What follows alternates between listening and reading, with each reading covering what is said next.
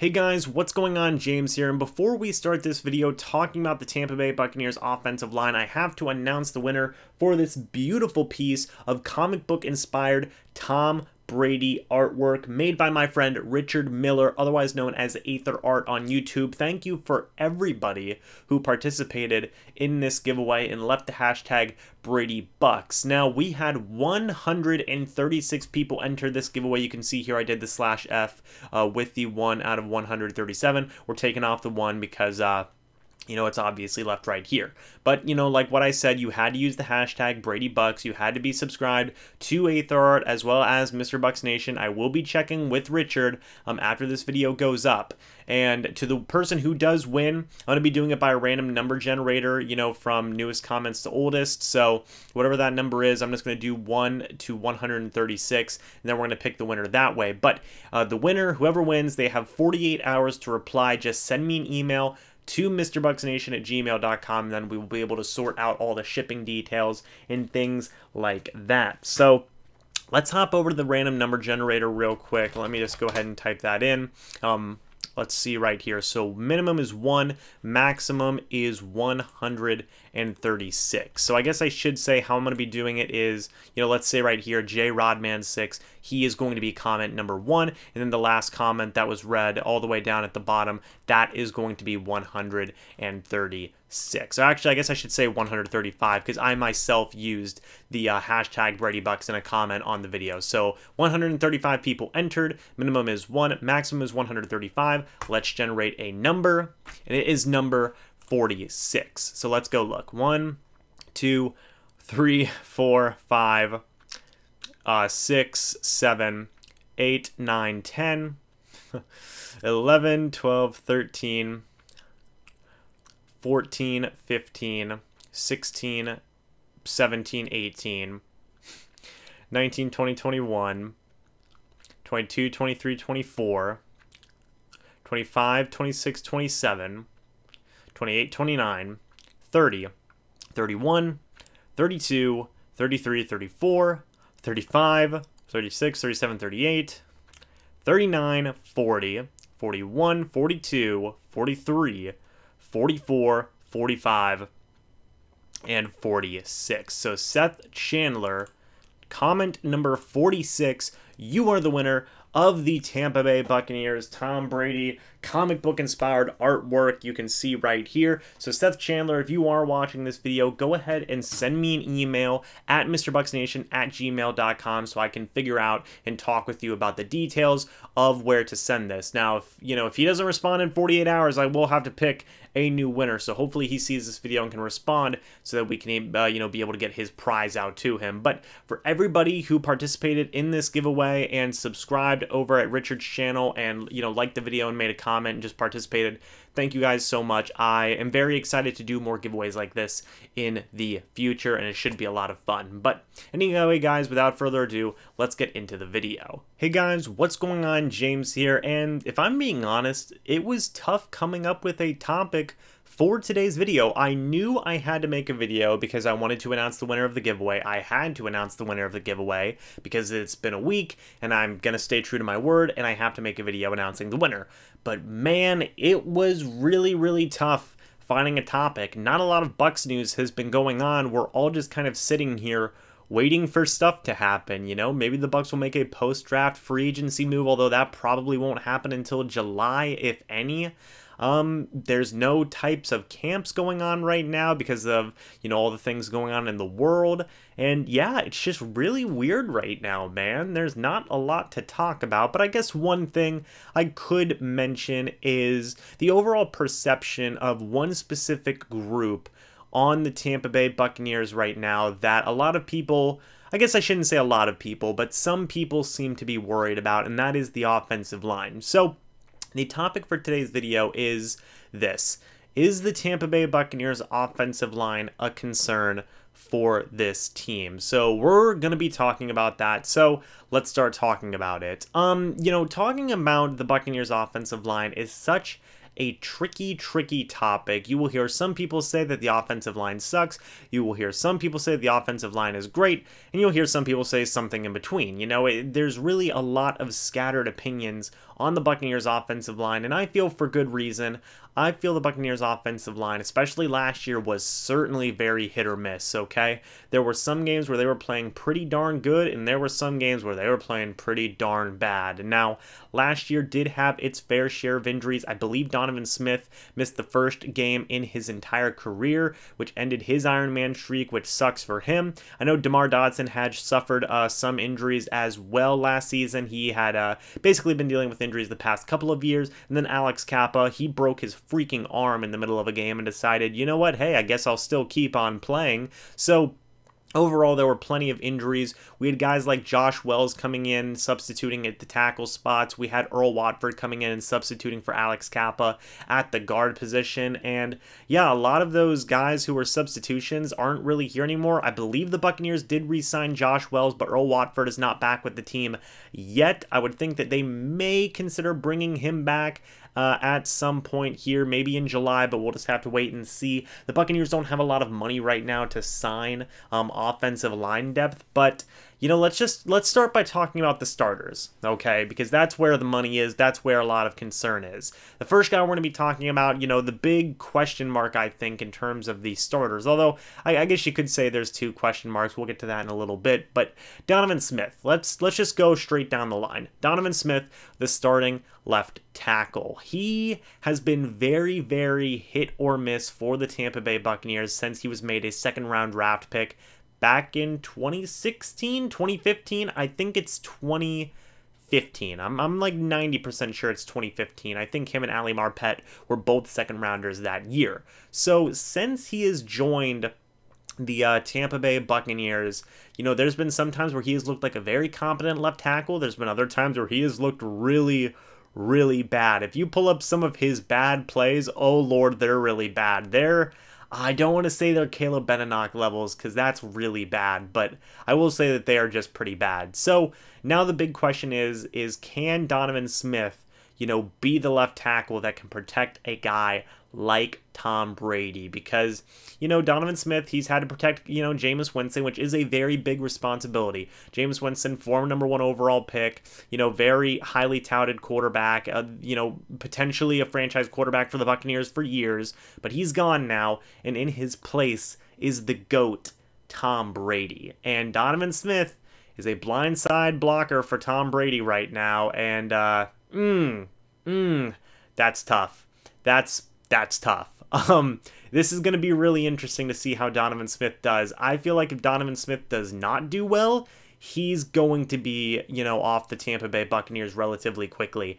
After this season, the guaranteed money in his contract, I believe, is up, so the Buccaneers could get rid of him without any, you know, cap casualties, I guess I should say, to their overall cap space. So really, this is a humongous test for Donovan Smith. I'm sure the Buccaneers did not intend this season to be this big of a test for Donovan Smith, but, you know, the stakes just got raised even more for him. So he's really going to have to go out there and prove that not only can he be an above average tackle in the NFL, which, you know, a lot of people have been, you know, saying for him. The ones who have been, you know, defending Donovan Smith have been saying, well, you know, he's better than a lot of people give him credit for. Actually, when you look at it, he's an above average left tackle. Yes, that is good, but he needs to be one of the best to protect Tom Brady. This offensive line needs to be one of the best to protect Tom Brady, and I think Donovan Smith certainly has the most to prove right now out of every single person on the Buccaneers offensive line. So he's going to be the biggest X factor, I guess I could say, on whether or not this offensive line is going to make it or break it for this upcoming season. But moving on to him, moving on to his, you know, his mate right next to him, Ali Marpet, the left guard, used to play right guard, used to play center, now he plays left guard. He can, I honestly do believe that Ali Marpet could play any position on the offensive line if he wanted to. Maybe not left tackle. We would probably have to experiment and see if that one could work, but Ali Marpet's an absolute stud. I don't think he gets enough credit in the NFL national circles as much as he deserves, because he point blank is one of the better guards in the entire NFL. And I know some people have been critical of him the past couple of seasons and said, okay, well, Ali missed this play here and they missed that play here. But I think overall, it's definitely a toss-up, especially considering how one player played last season. But I still think that Ali Marpet does make a solid argument for the best offensive lineman, period, on this entire Tampa Bay Buccaneers team. He has been absolutely phenomenal since the Buccaneers drafted him back in 2015 with Donovan Smith. He has been the ultimate overachiever, to the point where Jason Light is trying to find more players like Ali Marpet from those really small schools who can go out there and perform insanely over what they're supposed to be performing at in terms of the overall level of play. He, that's what he just tried with Alex Kappa recently, which we will get to Alex Kappa. But yeah, I'm really happy with Ali Marpet. I think he's one of the better guards in the entire NFL, and hopefully now, with more national attention coming to the Tampa Bay Buccaneers, he will get that credit that he deserves. I've seen some people say, oh, he should have went back to his natural spot at right guard, not left guard,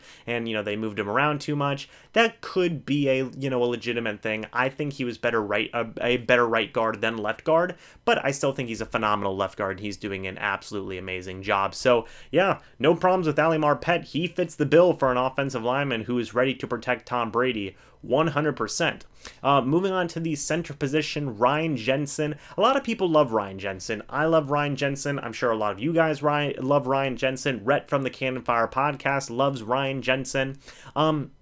Ryan Jensen last year played like a top 5 center in the entire NFL. And I think a lot of Bucs fans are pretty confident when they say that. When Ryan Jensen first came to the Tampa Bay Buccaneers as a big free agent signing, a lot of people thought, okay, well, let's see what happens. He was a fringe starter for the Baltimore Ravens there for a few years. He had maybe 1 or 2 years as a starter for them. Let's see how he does with us. And good Lord, ever since he has come to the team, he has been one of my favorite players on the entire Tampa Bay Buccaneers roster, bar none. Not just because of how he plays. He has been playing good ever since he came to this team. He did have a slight hiccup with penalties, but then he corrected it because that's just the kind of player that, Ryan Jensen is. But the biggest thing I love about Ryan Jensen is his attitude and his leadership. He, in my opinion, is the captain of that offensive line now, especially with DeMar Dodson going into free agency and he is not back with the team right now. Ryan Jensen is the captain of that offensive line, and he should be. He is an absolute beast.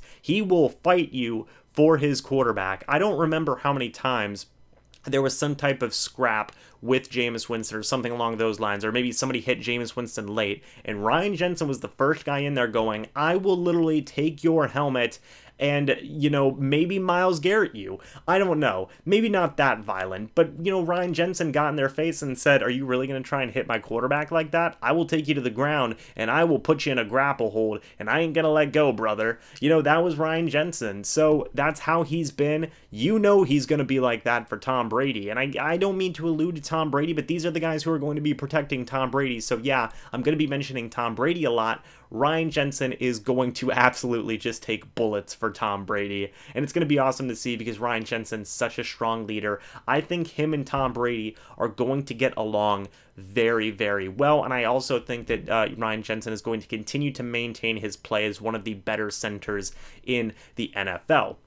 Moving on to the right guard position, we have Alex Kappa, a little bit of a mystery right now. A lot of people thought he was a mystery last year. I think that Alex Kappa did a lot to prove himself as a capable starting offensive lineman last year. I know plenty of people were worried, especially whenever they saw him in his rookie season. Him and Caleb Benenoch were constantly rotating at the right guard position, and oh boy, it looked ugly. But look at how much of a difference a coaching change makes for a guy like Alex Kappa. We saw it with Ronald Jones as well. This new coaching staff that Bruce Arians has came in and it revitalized the careers of Ronald Jones and Alex Kappa, who both had really bad starts in their rookie seasons, and I think a big part of that was just Dirk Cutter and his coaching staff simply didn't know what to do with those rookies, which is a darn shame, and it really makes me resent that last year of Dirk Cutter. But anyway, moving on from him, I think Alex Kappa did a lot last year to prove himself as a capable starting right guard for the Tampa Bay Buccaneers. I think that he is going to do a wonderful job in the future, and I think he is one of these future pieces at the Buccaneers offensive line. Him and a guy I'm about to mention in a second. But, what a tough guy. He played with a broken freaking arm last year. That's amazing. I couldn't do that. I know you guys couldn't do that. And he did that and just said, oh, it's just a bruise. No, Alex, you broke your arm. Oh, okay. I guess I'll be out for a few weeks. So yeah, he's got that mentality. He's hungry. He's ready. He's following in the footsteps of Ali Marpet. And I think as he continues to grow, Ali Marpet, Alex Kappa, Ryan Jensen, that interior offensive line is going to grow to be one of the better interior offensive lines in the NFL. I already think it's top half with Ryan Jensen and Ali Marpet. If Alex Kappa can reach those guys' levels, it could be the best interior offensive line in the NFL, hands down. And I believe that 100%. But finally, moving on to the last guy I want to talk about, another future piece along with Alex Kappa and Ali Marpet as well. It's Tristan Wirfs, the most current first-round draft pick the Tampa Bay Buccaneers have made. They traded up to do it. They gave up a fourth-round draft pick to move up one spot to get Tristan Wirfs. Many people were surprised, by the way, that Tristan Wirfs was even freaking there. The Iowa product was very hotly debated as being either the number 1 or number 2 tackle prospect in the entire NFL draft. He somehow made it down to pick number 9. Is that where he was picked? 9 or 10, one or the other. It doesn't matter at the end of the day. He was a top 10 pick, and that's just absolutely incredible. Andrew Thomas went before him, Jedrick Wills went before him, and Mekhi Becton went before him as well. And he basically just fell into the Tampa Bay Buccaneers' lap. So that was absolutely phenomenal. I think he is a cornerstone piece of this Buccaneers offensive line for many, many years to come. Will they play him at left tackle in the future if Donovan Smith doesn't work out?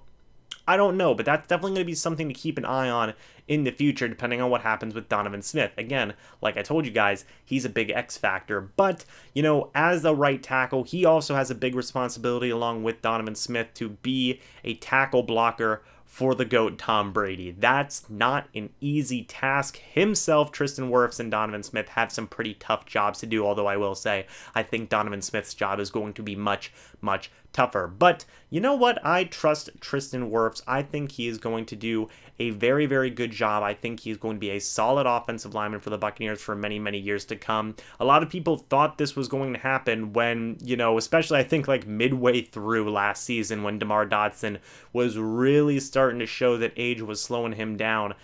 Tristan Wirfs or just any offensive tackle in the draft became a real possibility in Bucs fans' minds, and they got Tristan Wirfs from it. So yeah, I think he's going to be awesome. I think him and Alex Kappa are a very young, inexperienced right side of the offensive line by far. Alex Kappa is going into year 3. Tristan Wirfs going into year number 1. But I think they can make it work. I think the Buccaneers are going to be able to make it work. There is some inexperience there, and there is definitely going to be a learning curve. But I think the young guys can handle it. And when those two begin to grow and mold into, very good offensive linemen, not just for the Tampa Bay Buccaneers, but just for the NFL in general, man, that's a future right there for this Bucs offensive line, hands down. Couple more things I wanted to talk about. DeMar Dotson, is he going to come back? Honestly, I'd like to think he might come back as a backup to try and train Tristan Wirfs. I think that is a legitimate possibility. The entire year last year, everybody was saying, man, DeMar Dotson, he's not terrible, but at this point in his career, he really should be a backup. I also agree with that, and just based off of what I've heard from press conferences pretty much all year last year and in this offseason, they kept on calling DeMar Dotson the perfect pro. He's the perfect pro. He's one of these professional guys who just comes in and does what he needs to do, and you can't ask for much more from him. So I really think the Buccaneers would be interested in bringing him back. I don't know exactly what his market has been. I don't know if he's been taking any visits or getting any contract offers. We wouldn't really be able to know that anyway, given the current circumstances of the world. But if the Buccaneers can bring him back at a relatively cheap cost for him to finish his career with the Bucs and train Tristan Wirfs how to be a right tackle, that's a really, really good deal. And I feel like DeMar Dotson would do it. Not just because he can be on the same team as Tom Brady, which, hey, DeMar Dotson's earned that. He has had to go through a lot of years of bad Buccaneers play, but also because, hey, finish out your career with the team that took a chance on you when you were an undrafted free agent and they stuck with you for 9 freaking years. So I really think DeMar Dotson would definitely consider it if the Buccaneers said, hey man, would you really like to come back and be a mentor to Tristan Wirfs? I think that he would heavily consider that. And I could even see DeMar Dotson going the same route as Keith Tandy. Keith Tandy is currently a coach for the Tampa Bay Buccaneers. He's a special teams coach, which is freaking awesome, by the way. But yeah, I really think DeMar Dotson could make that transition. I know Bruce Arians loves him, so maybe at the end of his career, Bruce Arians says, hey man, how'd you like to come be an assistant coach for me? And I think DeMar Dotson would be a phenomenal assistant coach. So yeah, I think that DeMar Dotson's time in Tampa Bay, be it as a player or as a coach, is not done yet.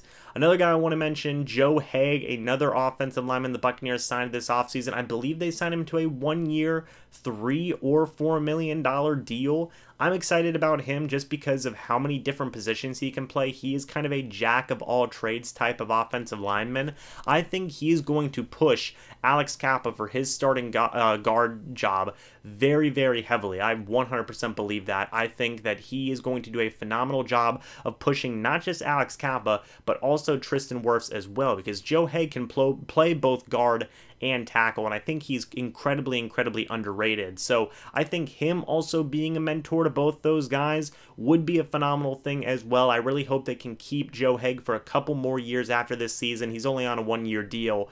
But yeah, I really think that having Joe Haeg there will help out with mentoring and bringing back DeMar Dotson, even as a backup and just as a mentor to Tristan Wirfs. That would be huge as well. So yeah, guys, that's kind of all my thoughts on the big players for the Buccaneers offensive line. There's a lot of interesting young guys in there as well. Zach Bailey, Aaron Stinney, Nate Trewin, among some of these other guys along the offensive line as well. We're just going to have to see how the rest of this offensive line shakes out. It should be really interesting, and there's probably going to be things that we're not expecting. Guys are going to be making the roster. Guys are going to be beating out other guys for jobs.